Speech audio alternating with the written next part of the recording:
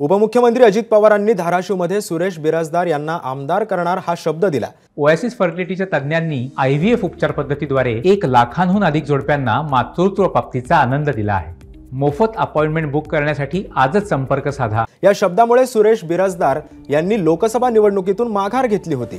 सध्या अजित पवारांनी दिलेल्या आश्वासनाचा व्हिडिओ व्हायरल होत असून दरम्यान आता सुरेश बिराजदार हे राज्यपाल कोट्यातून विधान परिषद आमदारकीसाठी इच्छुक आहेत। त्यांनी पक्षाकडे तसा अर्ज देखील केलाय।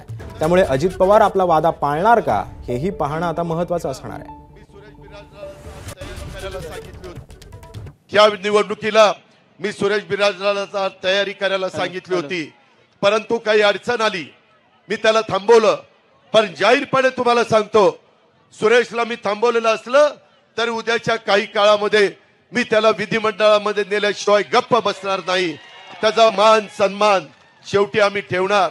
आम्ही कुणाला वाऱ्यावर सोडणारी माणसं नाहीत, आम्ही दिलेला शब्द पाळणारी माणसं आहोत। याची ओळख उभ्या महाराष्ट्राला आहे। एबीपी माझा, उघडा डोळे बघा नीट।